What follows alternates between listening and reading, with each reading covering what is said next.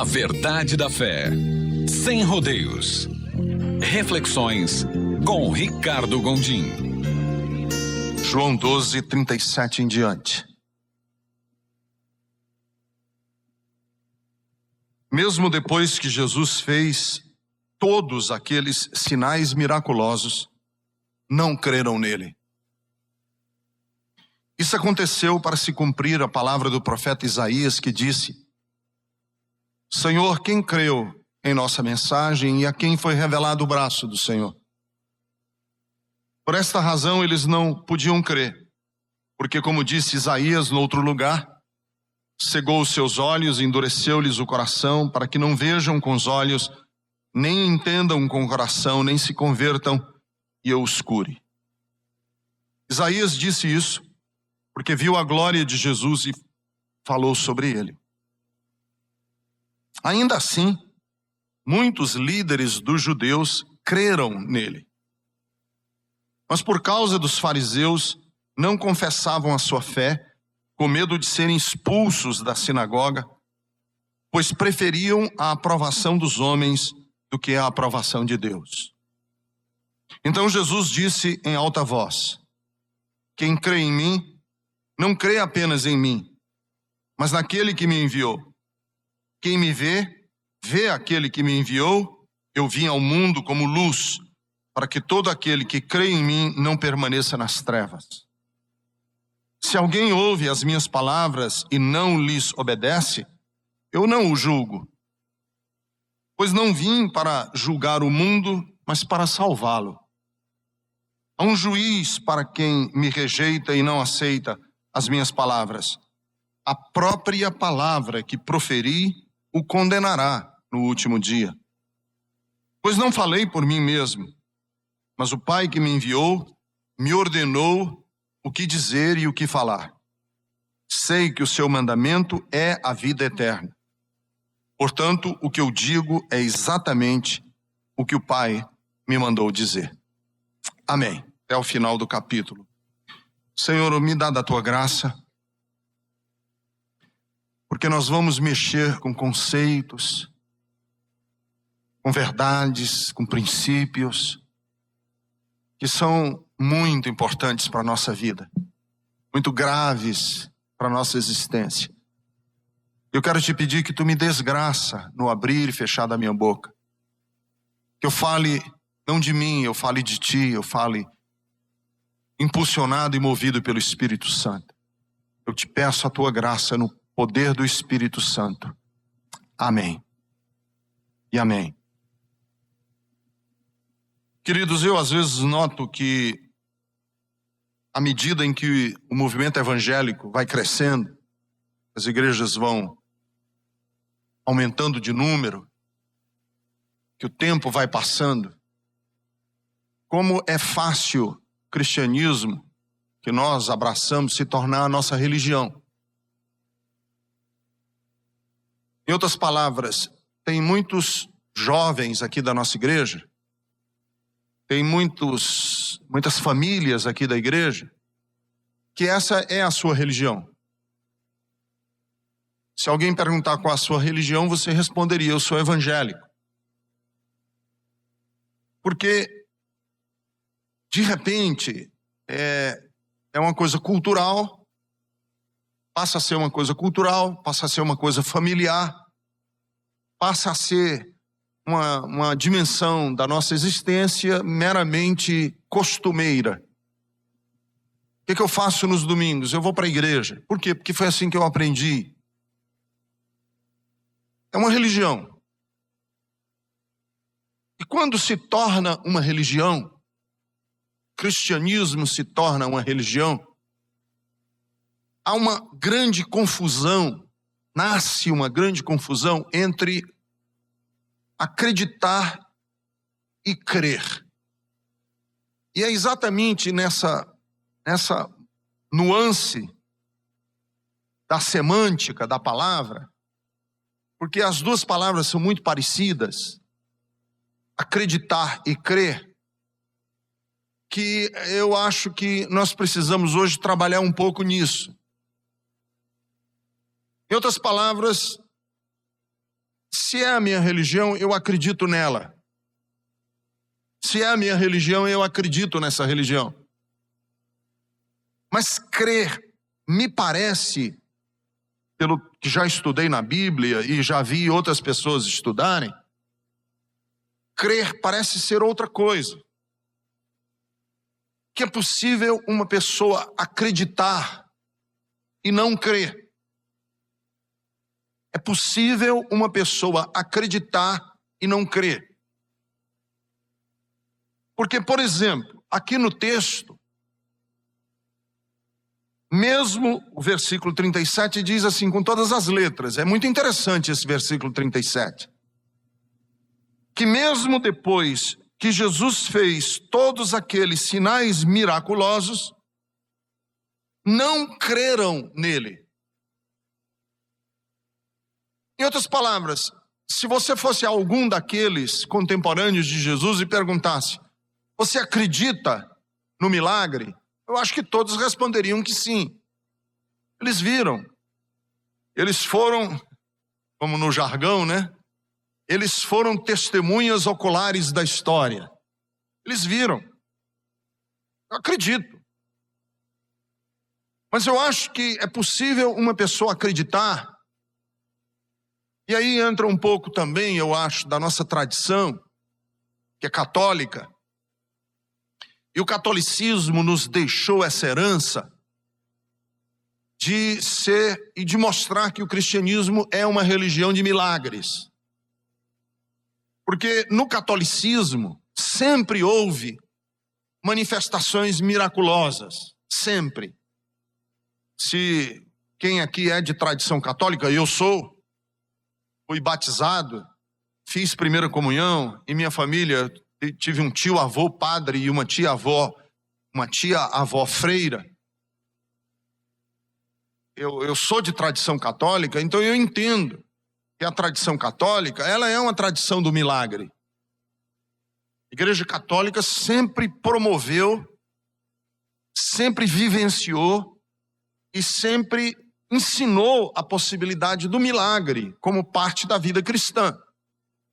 Se você for em qualquer igreja católica, que seja igreja, por exemplo, de romaria, igreja de milagre, você vai ver que tem uma seção lá na igreja chamada seção dos ex-votos. O que são os ex-votos? São réplicas feitas de cera ou de madeira de membros, braço, perna, seio, cabeça, de pessoas que fazem esses ex-votos, quer dizer, essas réplicas em madeira, em agradecimento por algum milagre que receberam. Eu já estive em algumas igrejas católicas que tem um lugar superlotado. Então, as pessoas brasileiras, de uma maneira geral, porque essa é a nossa tradição mais forte, é o catolicismo, as pessoas brasileiras, de uma maneira geral, acreditam em milagre. Acreditam na possibilidade do milagre acontecer. Mas a minha pergunta é possível uma pessoa acreditar e não crer? É possível uma pessoa dizer assim, eu acredito em Jesus, eu acredito na Bíblia, eu acredito na Virgem Maria, eu acredito no Espírito Santo, eu acredito em Deus operar milagre, e a sentença, a resposta de Deus para essa pessoa é ser, sim, você acredita, mas você não crê. Porque eu acho que acreditar está ligado à nossa adesão religiosa. Eu acredito porque essa é a minha religião. Crer tem outra conotação na Bíblia. Tanto que estes judeus que eram contemporâneos de Jesus, que viram Jesus transformar água em vinho, que viram Jesus multiplicar pão e peixe, que viram Jesus ressuscitar um morto de 4 dias, que viram Jesus andar por cima das águas, que viram Jesus fazer maravilhas, que a Bíblia chama o milagre de maravilhas, e mesmo assim eles não creram. O texto é explícito, é claro. Há uma semana, esse texto aqui que eu li para vocês, nós estamos há mais ou menos uns 4 dias antes de Jesus morrer crucificado. Quer dizer, já é no fim do ministério de Jesus. Tudo que tinha de acontecer de sobrenatural já aconteceu. Todos os milagres que tinham que acontecer já aconteceram. E mesmo assim, eles ainda não criam. Por quê? E aí é onde eu quero trabalhar hoje, sobre o real significado do crer. O que significa crer? Então, por esse texto aqui, eu gostaria de pensar, buscar alguns princípios que eu queria passar para vocês sobre qual é a diferença fundamental entre você ser um religioso e entre você ser um seguidor de Jesus. Ser um seguidor de Jesus. Porque eu acredito que o crer tem a ver com a gente ser seguidor de Jesus. E ser seguidor de Jesus não é necessariamente uma religião. É outra coisa, que é o que eu quero falar para vocês. Primeiro, que o real significado de crer na Bíblia não é a nossa capacidade de acreditar. O real significado de crer não tem nada a ver com a minha capacidade de acreditar. Crer tem a ver com a minha capacidade de me deixar influenciar pela verdade do Evangelho. Crer é outra coisa. Crer não é acreditar. Crer é deixar-se influenciar pela mensagem do Evangelho. Por quê? Porque depois de todos aqueles milagres, eles não criam, não é porque eles não acreditavam nos milagres, não é porque eles diziam Jesus foi um falsário, foi um embusteiro. Não. Eles acreditavam nos milagres, só que as verdades de Jesus eram insuficientes para que eles se deixassem influenciar por elas. Então, quando eu digo assim, você crê em Jesus, eu não estou perguntando se você acredita nele. Porque eu dou de bandeja que você acredita. Eu aceito que você acredita. Por quê? Porque brasileiro, de uma maneira geral, acredita. Brasileiro, de uma maneira geral, acredita em tudo até. Brasileiro, de uma maneira geral, acredita em duende. Eu uma vez estava assistindo uma entrevista do Jô Soares, e ele conversando com fulano de tal, sobre Saci Pererê. E a conversa se tornou densa. E se tornou uma conversa densa sobre Saci Pererê. Quer dizer, brasileiro acredita em Saci Pererê, brasileiro acredita em duende, acredita em Papai Noel, acredita em apóstolo, acredita em pastor evangélico, acredita em padre, acredita em qualquer coisa. O cara teve um pouco de traquejo, souber falar direitinho alguma coisa, o povo acredita em qualquer coisa, acredita em lenço, acredita em tudo, o brasileiro acredita em tudo. Acredita em santo que chora sangue, acredita em imagem, acredita em gruta, acredita em tudo. O brasileiro acredita. Se você vender direitinho o produto, ele acredita. Mas isso não é evangelho. Evangelho não tem a ver com a sua capacidade de acreditar. Evangelho é uma relação que nós temos com verdades em que elas organizam minha vida. Então a minha pergunta é o seguinte: será que a mensagem de Jesus, os valores de Cristo, aquilo que ele ensinou, são normativos, são valores com os quais você organiza a sua vida? Se você disser, não, minha vida não é organizada a partir daquilo que Jesus ensinou, então você não crê. Você pode acreditar, mas você não crê. Então, se você, por exemplo, vem a esse culto, me ouve, eu prego a mensagem, ensino, o Joel canta, nós louvamos a Deus, e você sai dizendo assim, puxa, eu acredito nesse pastor, eu acredito nesse ministro de louvor, eu acredito no que foi dito, acredito.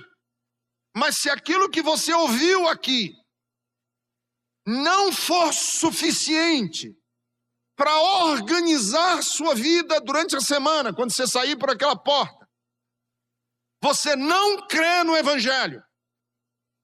Porque crer no Evangelho é deixar com que os valores de Jesus organizem a minha casa, o jeito que eu gasto meu dinheiro, as minhas prioridades, a maneira como eu falo, a maneira como eu me comporto. Crer é deixar que o Evangelho, e o que é o Evangelho? O ensino de Jesus, faça de mim um seguidor dele. Ande segundo aquilo que ele ensinou. Como eu namoro, como eu escolho minha profissão, como eu me comporto diante da tragédia, como eu me comporto diante da riqueza. Porque o Evangelho tem muito a nos ensinar sobre riqueza. Como lidar com dinheiro. Como lidar com glória, como lidar com tragédia, com fracasso, com pobreza, como lidar com doença. O Evangelho tem muito a nos ensinar sobre como lidar com a vida. Então eu não quero ensinar você a acreditar, porque eu já dou como ponto passivo que você acredita. Que você não tem dificuldade de acreditar. O meu interesse não é produzir em você a capacidade de acreditar, mas é produzir em você um desejo de organizar sua família de acordo com os valores de Jesus de Nazaré.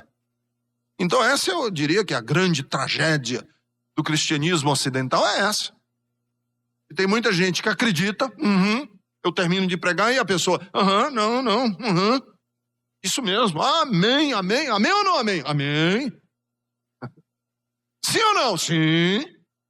E durante a semana é desonesto, mentiroso, deselegante, agressivo, ferino,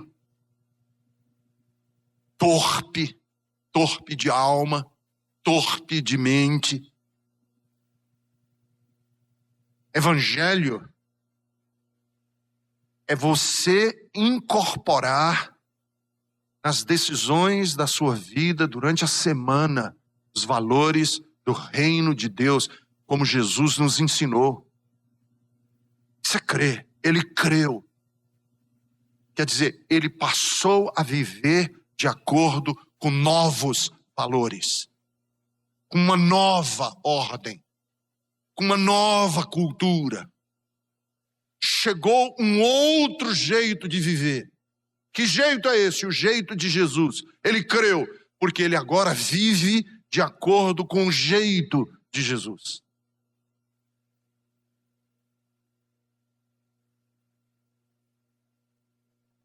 Segundo, qual é a diferença entre acreditar, que é um conceito religioso, e crer, que é um conceito cristão? Segundo, tem a ver com responsabilidade e conhecimento. Essa relação entre responsabilidade e conhecimento. Crer tem a ver com a capacidade de assumir responsabilidade com as verdades que se aceitou como verdadeiras. Deixa eu só explicar um pouco aqui, porque essa frase pode estar meio confusa para algumas pessoas. Deixa eu destrinchar isso bem destrinchado. Conhecimento é igual a responsabilidade. Quanto mais você sabe, mais você é responsável. Porque responsabilidade tem a ver com conhecimento e conhecimento gera responsabilidade. Deixa eu dar um exemplo bem simples. A responsabilidade de um motorista da aviação Cometa é muito maior do que a responsabilidade de um adolescente que está tirando a carta de motorista dele agora. Por quê? Que a responsabilidade, quer dizer, é inadmissível que um motorista da aviação faça um tipo de erro que quando um adolescente faz, eu sou compassivo com ele. Eu digo, não, ele é adolescente. Por quê? Porque ele tem um nível de conhecimento, de experiência, de vivência muito maior do que o do adolescente.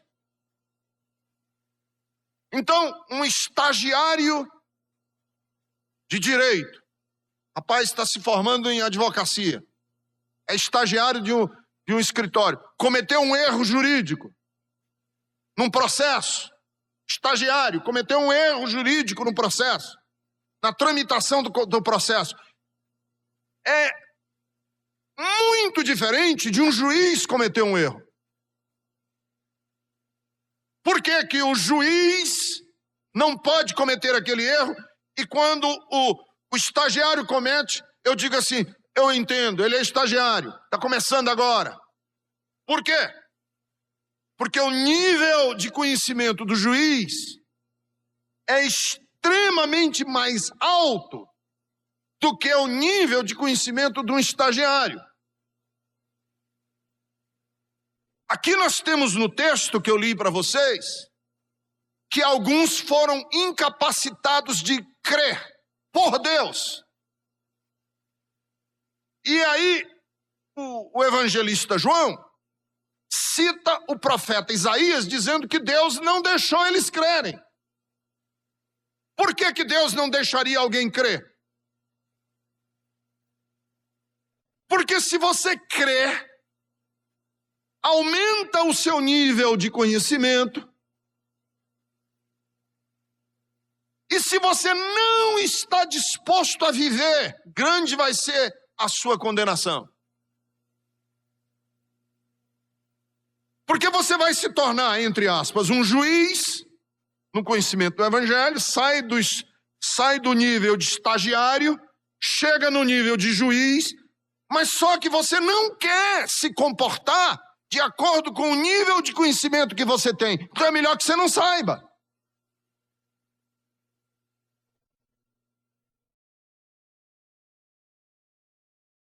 Cegou os seus olhos e endureceu-lhes o coração para que não vejam. Por quê? Porque Deus te ama pra caramba. Deus te ama muito. Deus te quer bem, cara. E se você não quer viver o evangelho, Deus é tão bom contigo que Ele cega os seus olhos para que você não aumente o conhecimento. Para que você fique meio leso. Você prefira o Big Brother Brasil. Você sabe, eu não sei por que eu gosto tanto do Big Brother Brasil. É a Deus que te ama. Deus te quer bem. Quer te deixar assim, entendeu? Porque se você aumenta o conhecimento, maior é a sua responsabilidade. Aumenta o conhecimento, é maior a responsabilidade. Um cientista que está trabalhando e descobre a cura da malária, a vacina contra a malária, grande a responsabilidade dele de colocar isso no mercado, porque agora ele sabe, ele não pode esconder.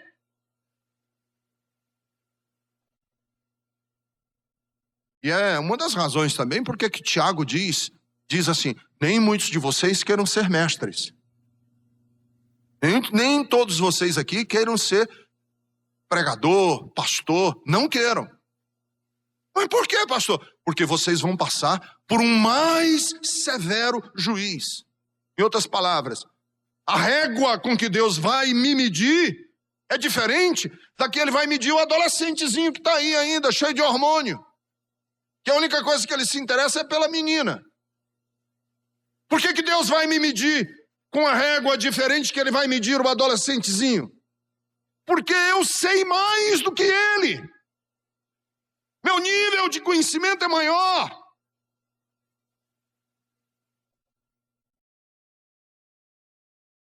crer tem a ver com o compromisso de viver, uma vez iluminados os meus olhos. Eu acho que esse aqui é um conceito fantástico para arrependimento. O que é arrependimento? Arrependimento, na minha maneira de entender hoje, é enlarguecimento, alargar de consciência. Porque uma vez que eu sei, eu me torno responsável. Uma vez que eu sei, eu me torno responsável. Se eu sei que essa comida faz mal, e eu sou fabricante daquela comida, e eu sei que ela faz mal, eu estou fabricando aquela comida, no dia em que eu descubro que ela faz mal, eu não posso mais vender aquela comida. Não posso mais, porque agora eu sei que ela faz mal. Por isso é que eu entendo que em 1940, 1945, 1948, as pessoas fumassem, porque tinha propaganda de cigarro. Que médico sugeria que as pessoas fumassem? Fume cigarro e tal, porque ele não dá tanta irritação de garganta. Eu, pessoalmente, os médicos faziam propaganda de cigarro. Eu, pessoalmente, gosto mais da marca tal, da marca X. Mas com o nível de informações que nós temos hoje, dos efeitos desastrosos que é a indústria do tabaco, é impossível, uma vez a mente esclarecida, você insistir naquilo. Arrependimento é isso. Eu vi, agora eu tenho que sair, eu vi que isso é ruim. E eu assumo um compromisso de sair desse sistema, de sair dessa lógica, de ir para outra lógica. Por quê? Porque agora eu sei.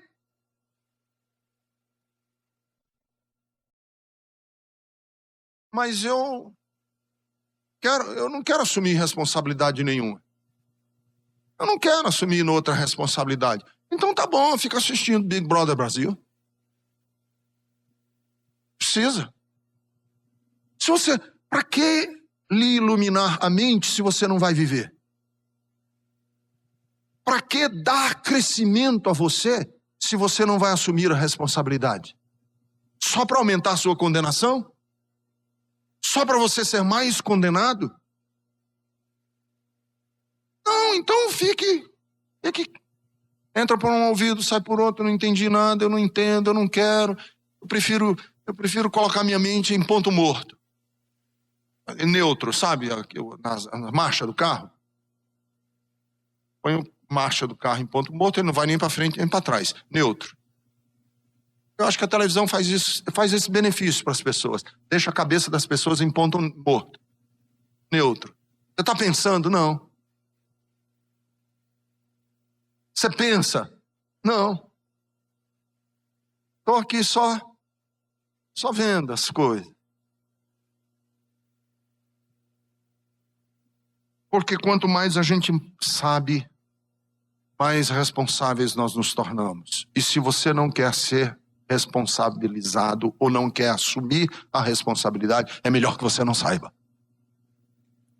Porque se você souber e não assumir a responsabilidade, maior é a sua condenação.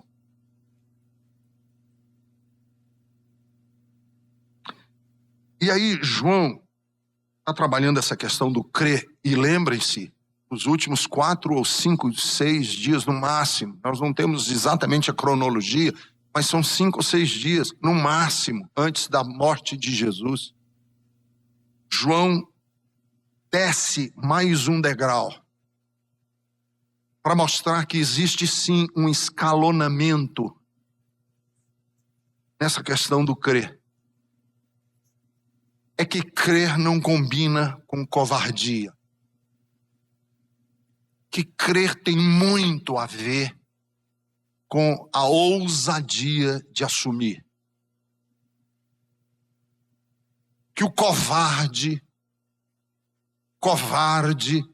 é o nível mais baixo que se pode chegar nessa questão do crer. Covarde.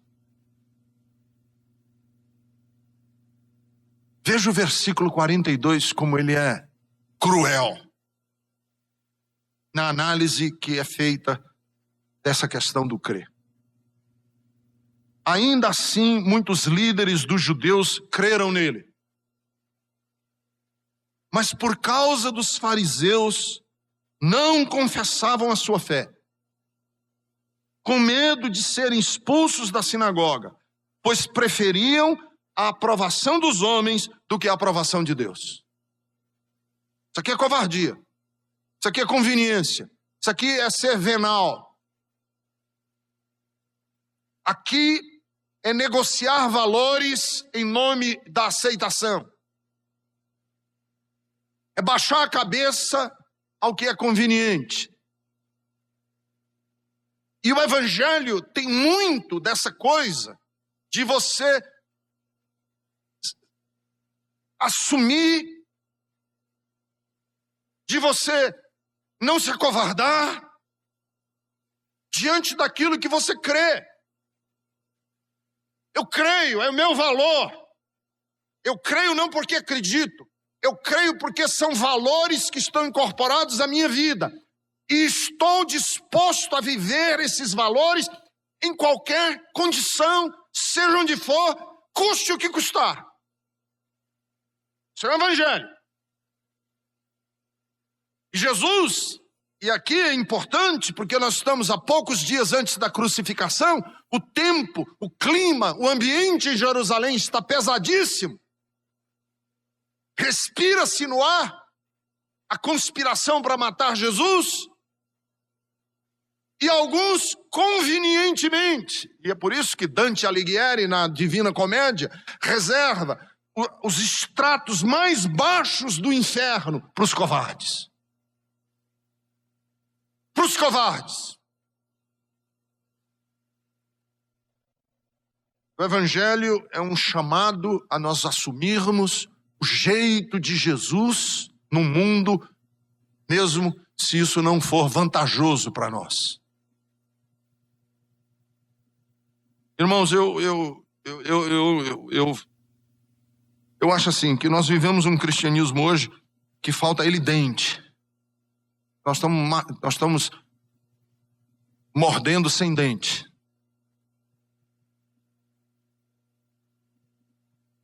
E eu acho que tem muito a ver com uma coisa de covardia mesmo. Nós temos vergonha de nos assumirmos como cristãos nesse mundo. De assumirmos os valores de Cristo nesse mundo. Aliás, eu acho que nós copiamos muito as coisas do mundo, os valores que a Bíblia chama de mundo, porque eles são muito mais bonitos, são muito mais convenientes, e a gente não quer ficar mal na fita, não quer passar por brega, ou não quer passar por antiquado, não quer passar por radical. E nós vamos negociando. De repente nós somos tão parecidos com todo mundo. Que os nossos valores, os valores de Cristo, não são vividos nesse mundo pelos cristãos.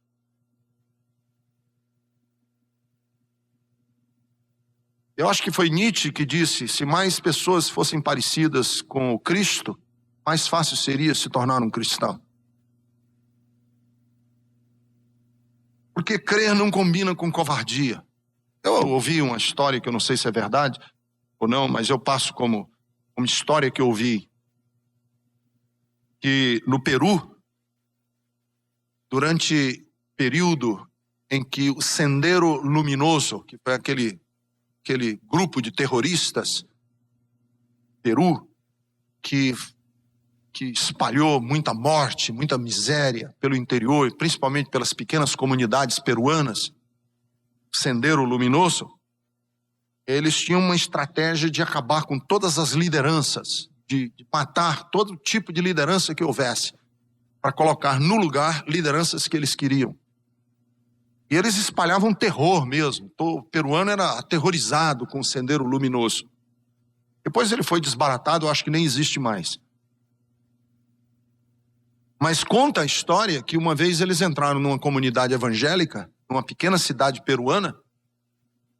Os guerrilheiros cercaram a comunidade, um grupo entrou na igreja, botou a metralhadora na cabeça do pastor e dos crentes e falou o seguinte: nós viemos implementar uma nova ordem aqui no Peru, e aqueles que negarem a Cristo, quiserem seguir o nosso grupo, Sendeiro Luminoso, podem sair, que nós vamos ficar aqui dentro e nós temos algumas coisas a fazer.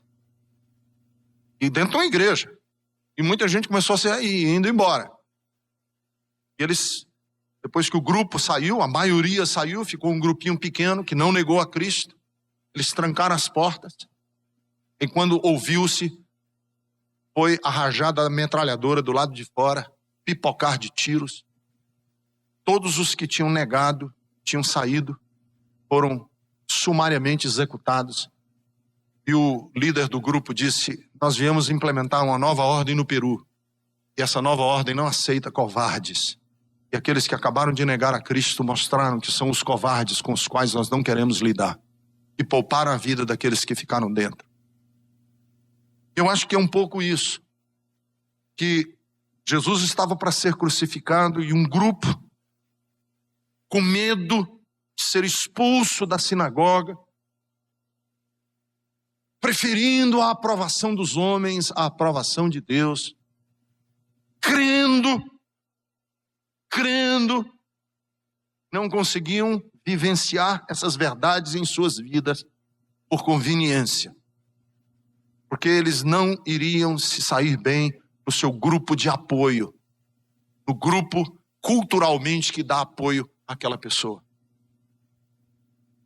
Em quarto lugar, eu diria assim: crer em Jesus tem a ver com refazer as nossas ideias sobre Deus.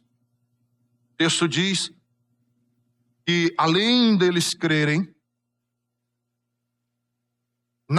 como valor de Deus para as nossas vidas, crer tem a ver com refazer as nossas ideias sobre Deus. Jesus disse assim em voz alta: quem crê em mim, versículo 44, não crê apenas em mim, mas naquele que me enviou. Quem me vê, vê aquele que me enviou. Quem vê a mim, vê aquele que me enviou. Em outras palavras, qual é a diferença entre acreditar e crer? Acreditar é aceitar passivamente as ideias que nos foram transmitidas sobre Deus. Crer é olhar para Deus através da lente de Jesus. E refazer, por causa de Jesus, refazer todas as ideias que nós nutrimos a respeito de Deus. Tudo o que foi dito a respeito de Deus no passado, pelos profetas, aos homens da antiguidade, tem que ser refeito, tem que ser reformulado, corrigido através da lente de Jesus. Então, uma pessoa que crê é uma pessoa que está olhando para Deus agora, não mais pela lente da sua religião, pela lente da sua tradição, não mais pela lente do legado religioso que foi transmitido a ele, mas ele está disposto a olhar para Jesus através da lente a olhar para Deus através da lente de Jesus. Jesus refaz, porque Deus outrora, a carta aos Hebreus diz: havendo Deus outrora falado de várias maneiras aos nossos pais, pelos profetas, nesses últimos tempos, tem nos falado através de Jesus, a quem ele constituiu o herdeiro de todas as coisas. Hebreus capítulo 1. Então, Jesus refaz a minha ideia de Deus. Tudo que eu cria a respeito de Deus, agora eu tenho que refazer, porque eu olho para Deus através de Jesus. Então aquele Deus iracundo, carrancudo, vingativo, aquele Deus punitivo. Daniel falou que tem um chicote na mão e uma espada na outra para castigar e ferir e perseguir as pessoas. Esse Deus intolerável precisa ser corrigido. Nós temos que olhar para ele com outra lente, inclusive do Antigo Testamento, coisas que as pessoas atribuíram a Deus no Antigo Testamento. Quando eu olho através de Jesus, precisa ser refeito. Porque, por exemplo, um Deus destrutivo, Deus que chancelou chacinas, limpeza étnicas no Antigo Testamento, destruiu com comunidades inteiras de homens, mulheres, crianças, matou todo mundo. As guerras que antigamente eram vencidas e as pessoas atribuíam o ganhar da guerra ao anjo, a Deus, que matou todo mundo, e diziam, foi Deus que matou todo mundo. Quando eu olho através de Jesus, eu digo, não pode ser. Porque Jesus corrige aquela ideia que se tinha a respeito de Deus. Vocês lembram que certa vez Jesus ia passar pelo território dos samaritanos? Precisava passar pelo território dos samaritanos. E os samaritanos, que tinham uma rixa já secular contra os judeus, não deixaram ele passar. Aí os apóstolos, principalmente João, esse João aqui, foi a Jesus e disse, Senhor, manda descer fogo do céu e mata todos os samaritanos. Ele estava certo ou ele estava errado? Ora, na lógica de Deus que ele, João, tinha aprendido, ele estava certíssimo. Porque no avanço de Josué para conquistar a terra prometida, se havia um povo que se interpunha e Josué destruiu com todo o povo, imagine agora o avanço do Messias. Mata todo mundo que estiver na frente. E aí João vai a Jesus e diz, vamos mandar cair fogo do céu. E o que Jesus faz? Não. Esse não é o Espírito. Você nem sabe de que Espírito você está falando. Não é assim, Deus. Então, Jesus corrige as ideias distorcidas que os povos tinham, inclusive judeus, a respeito de Deus. Mas Jesus não só corrige, ele confirma. As ideias que as pessoas tinham a respeito de Deus estavam certas. Como, por exemplo, o Deus que nos é apresentado através do profeta Oséias, que é traído, que é vítima de adultério, que a mulher trai, e aí Deus chama Oséias e diz assim, vai e diz para Israel, que o que a tua mulher fez contigo é o que Israel está fazendo comigo. E que às vezes me dá vontade de fazer picadinho de Israel. Mas aí, ao invés de fazer picadinhos, eu levo Israel para o deserto e falo ternamente ao seu ouvido, como um amante fala à namorada. Jesus não só corrige, Jesus confirma as ideias corretas de Deus que a gente precisa ter. Em outras palavras, quer conhecer Deus? Olha para Jesus. Quer conhecer Deus? Olha para Jesus. Como é que eu posso crer de verdade? Olha para Jesus. Ele é a exata manifestação de Deus entre os homens. E por último, crer salva. A Bíblia diz que quem crer será salvo. Mas crer salva não porque nos livra de castigos.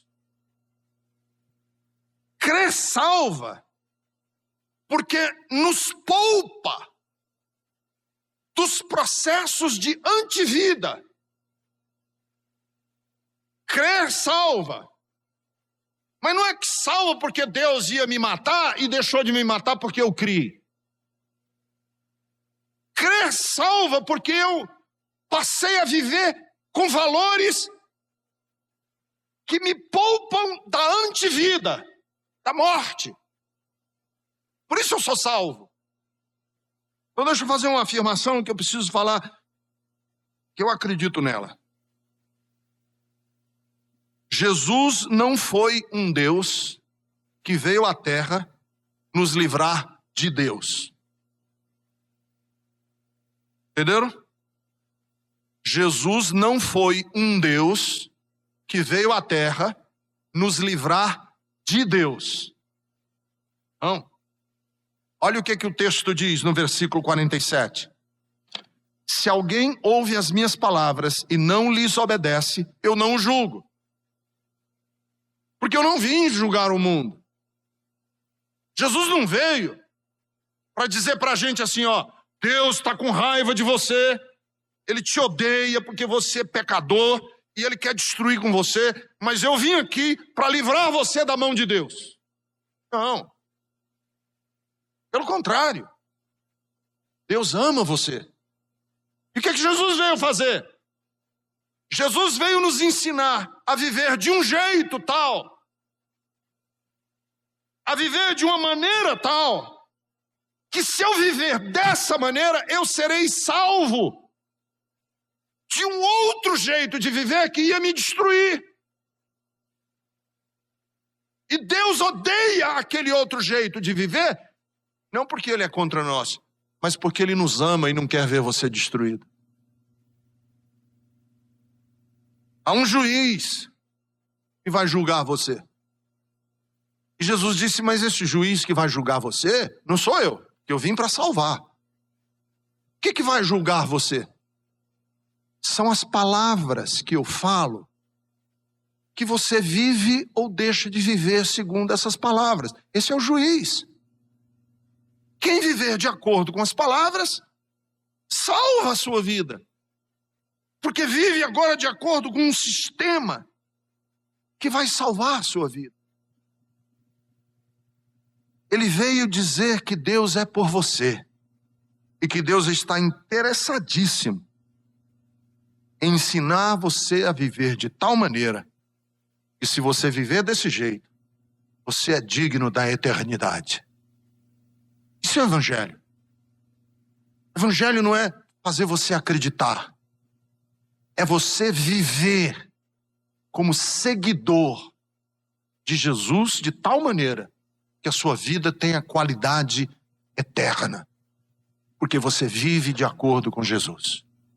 Eu era adolescente e eu me lembro que na aula de catecismo, quando eu fui fazer a primeira comunhão, professora coitada, desavisada, eu acho que mal preparada, minha professora de catecismo, ela disse que Deus estava com tanto ódio da humanidade, que Deus levantou a mão assim para destruir com o mundo, e a Virgem Maria botou a mão embaixo e segurou. E eu achei essa cena horrorosa. Mas aí eu me tornei evangélico, e eu descobri que os evangélicos, não o evangelho, os evangélicos têm a versão evangélica para essa história. É que Deus está com tanta raiva da humanidade que Deus fez assim para acabar com a gente e Jesus veio e segurou a mão de Deus e disse, não faça isso. Quer dizer, Jesus é um Deus que nos livra de Deus. E essa visão é horrorosa, porque a Bíblia diz que Ele é um Pai que se compadece de nós. Se alguém ouve as minhas palavras e não obedece, não sou eu que julgo. São as palavras que eu digo. É o que você faz com a sua vida. O que vai destruir com você não é Deus empurrando você para baixo com um tapa.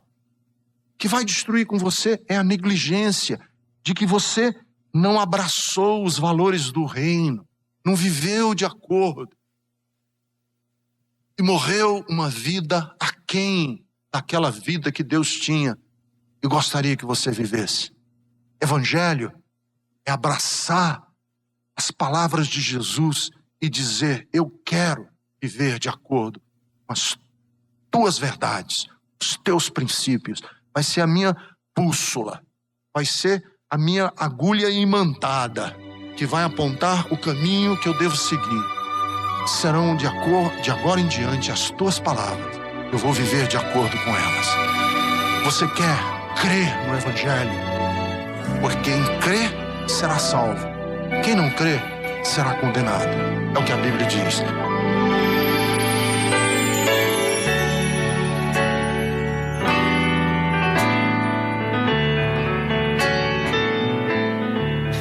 Pai bendito, ajuda a cada um desses ouvintes que ao ouvirem esta palavra foram envolvidos pela sua graça e compreenderam, Senhor, os passos a serem dados, as atitudes a serem tomadas, as posturas, Senhor, a serem corrigidas, mas mais ainda, compreenderam o seu amor, o seu cuidado e como o Senhor nos envolve, como o Senhor nos convida para uma vida bonita, uma vida saudável, uma vida cheia de vida, uma vida cheia da sua plenitude. E possam, Senhor, serem envolvidos então por essa graça.